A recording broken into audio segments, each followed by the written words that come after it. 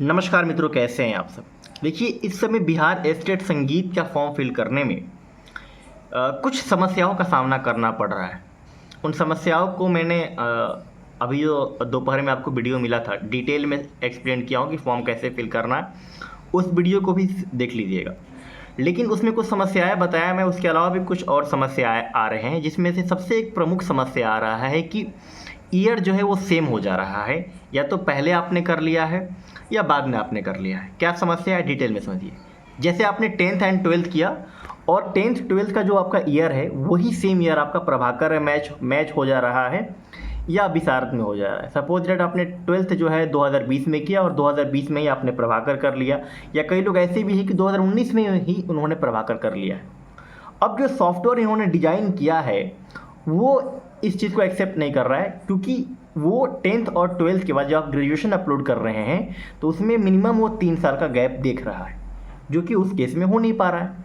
या 10th के बाद आप 12th अपलोड कर रहे हैं, 12th के जगह पर अगर आपने 12th नहीं किया बोर्ड एग्जाम से, तो वहाँ पर आप प्रभाकर का 4th ईयर अपलोड करेंगे या तो विशारद का 3rd ईयर अपलोड करेंगे। तो 10th के बाद 12th में भी वो 2 ईयर का गैप उसको चाहिए पासिंग ईयर के लिए, जो कि संभव नहीं हो पा रहा है कई लोगों के केस में।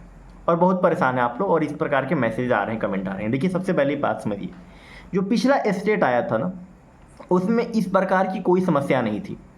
होता क्या है कि जो विभाग में लोग बैठे हैं ना, ये संगीत को लेके जागरूक नहीं है, उनको पता नहीं है कि होता क्या है। देखिए, समस्या क्या है कि जब आप प्रभाकर करते हैं, विशारद करते हैं ना, तो इसके लिए कोई एलिजिबिलिटी क्राइटेरिया नहीं होती है कि आप 10th बात कर सकते हैं या 12th बात कर सकते हैं।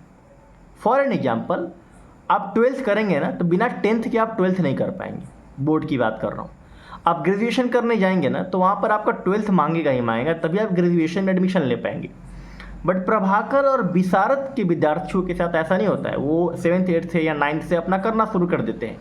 तो जब आप इन कोर्सेज को अलाउ कर रहे हैं कि आप फॉर्म फिल कर या आप नौकरी दे रहे हैं और आपने दिया भी है, तो इनका जो एलिजिबिलिटी क्राइटेरिया होता है उसके बारे में भी आपको विचार करना चाहिए। बिहार बोर्ड को मैं कह रहा हूँ, इसके बारे में आप क्यों विचार नहीं कर रहे, क्यों नहीं समझ रहे हैं कि इन प्रकार के जो कोर्सेज होते हैं इनमें 10th के बाद ही करना, 12th के बाद ही करना, ऐसा कोई कंपल्सेशन नहीं होता है। इस बात को आपको समझना चाहिए, ठीक है। अब सोल्यूशन क्या है, लेकिन एक और समस्या आ रही है बीएड वाला, कि बीएड शायद कई लोग बता रहे हैं कि कंपल्सेशन अभी भी उनमें आ रहा है। देखिए, ये भी एक बहुत विशेष समस्या है और इनके पोर्टल में ही पूरी गड़बड़ी है। क्यों गड़बड़ी है, जब आप म्यूजिक सेलेक्ट कर रहे हैं तो वहाँ पे बीएड का ऑप्शन तुरंत हट जाना चाहिए, कंपल्सेशन जो है कंपल्सरी हट जाना चाहिए। पहले तो पेपर ही सिलेक्ट करने का ऑप्शन आ रहा है। तो ये लोगों का जो पोर्टल है ना वो सही तरीके से डिजाइन ही नहीं है, ये इनमें कमियां है। अगर आपने म्यूजिक सेलेक्ट किया तो तुरंत इनके पोर्टल में ऐसा प्रोग्रामिंग होना चाहिए कि बीएड का जो कंपल्सरी है वो तुरंत हट जाए। कंपल्सरी हट जाएगा, जिसने किया वो देगा, जिसने नहीं किया वो नहीं देगा। इन दोनों का सोल्यूशन ये है, मैंने आप सबसे पहले ही कहा था कि बहुत जल्दीबाजी ना करिए पासिंग ईयर को लेके और ये बीएड को लेके। आपको क्या करना है, मेल और कॉल करना है। लिंक का मतलब उसका डिस्क्रिप्शन है, मैं उसका मेल भी इस बार ऐड कर रहा हूँ और कॉल कॉन्टैक्ट नंबर भी ऐड कर रहा हूँ।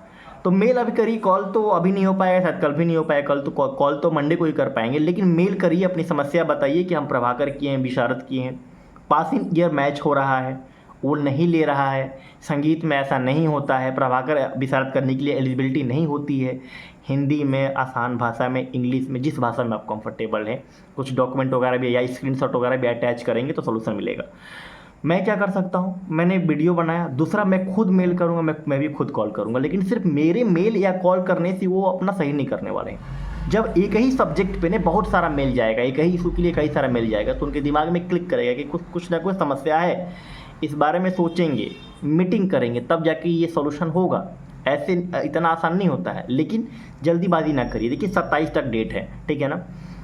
अगर सब कुछ खराब रहा तो लास्ट 26 तक तो कैसे भी आपको फिल करना है, लेकिन इतना जल्दीबाजी क्यों करना। बाई द वे करेक्ट हो जाए, सही से आप फॉर्म फिल करिए, इतना परेशान ना होइए, थोड़ा सा वेट करिए, सारी चीज़ें आपको समझ में आ जाएंगी। मेल करिए, अगर इसमें कुछ और परिवर्तन आता है तो मैं एक्सप्लेन करूँगा, मैं वीडियो बनाऊंगा। दूसरा क्या है कि ईएमआरएस के लिए आप लोग मैसेज कर रहे थे और बहुत खुशी हुई कि आप सबको मेरे वीडियो का इंतजार रहता है।